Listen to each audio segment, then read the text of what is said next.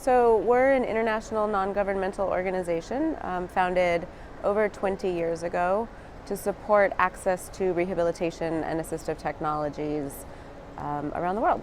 This is the Strengthening Rehabilitation Services and Health Systems project. It's USAID funded, implemented in 2 countries, Ukraine and Tajikistan. And we're working in partnership with WCPT in Tajikistan to build the entry-level PT curriculum and begin the appreciation of the PT profession within the rehabilitation multidisciplinary team. And in Ukraine, building protocols in hospitals to align neurorehabilitation practice with global standards.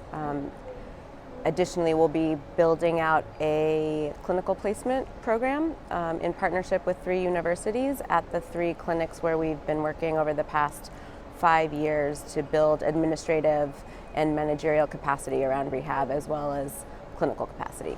The opportunity for partnership between the 2 countries came about in response to some work that the WHO had led in Tajikistan. They had already partnered with WCPT to do a gap analysis.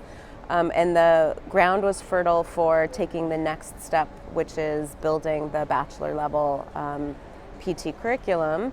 And around that same period of time, we were finishing up an award in Ukraine that was focused on building rehabilitation clinical capacity as well as systems to ensure sustainable access to assistive products, primarily wheeled mobility.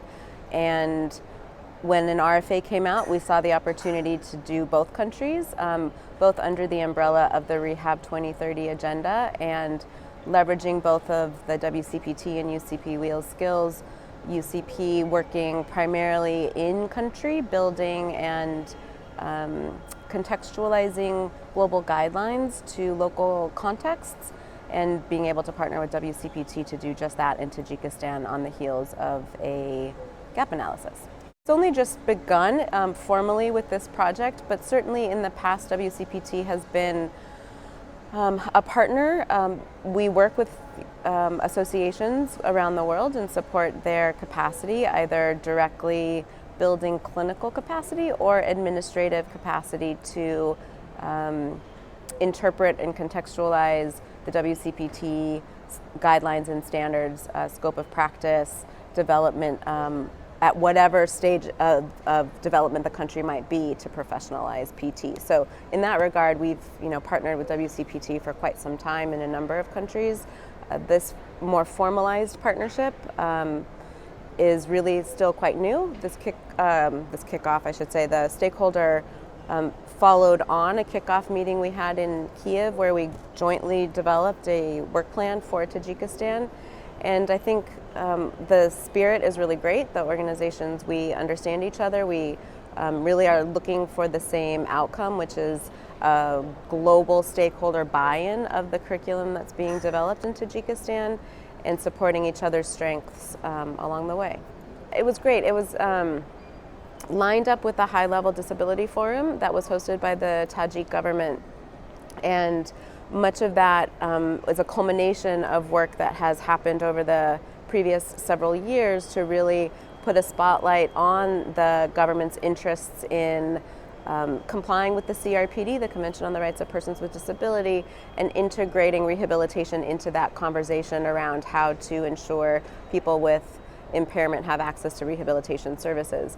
So that happened on a Friday, and on a Monday we had our stakeholders meeting, which was a really nice opportunity for us to really ground the more perhaps abstract conversations around interministerial collaboration for ensuring persons with disability have access to employment, health services, education, and then again, rehabilitation was a theme across the disability forum, and we were able to take that next step in a cohort of stakeholders, and by stakeholders we mean rehab professionals, other NGOs working in rehabilitation and disability, the WHO, USAID, and of course our partner at the Republican Medical College, who's really implementing all of this work.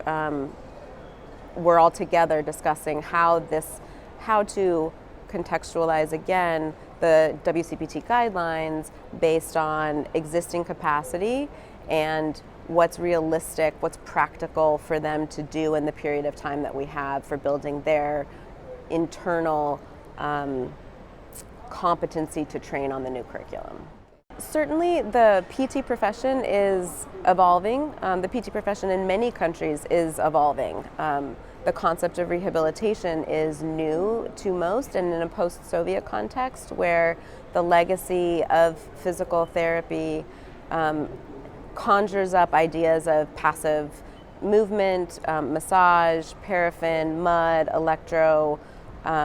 electromagnetic devices, moving away from a more passive sort of spa-like rehab concept to a much more engaged, evidence-based curriculum is a conceptual jump for the country, and therein I think lie both the challenges and the opportunities to really see how can a country like Tajikistan come around global guidelines and make them their own, so that it is a solid platform from which to continue to grow.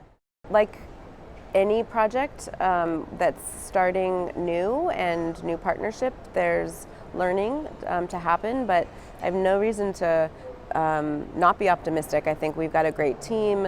We have a really great partnership with the Republican Medical College, with WHO, and we have a good on-the-ground team. It's of course a challenge where there's no capacity in country to do what it is that you're setting forth to do. So there's an arc that needs to happen from gaining a mutual understanding of what we're trying to do, and then building the capacity, and then ultimately passing it off to the local stakeholders. So there's no reason but to be optimistic. I think, regionally, Central Asia, but also Eastern Europe, sort of countries that had inherited the post-Soviet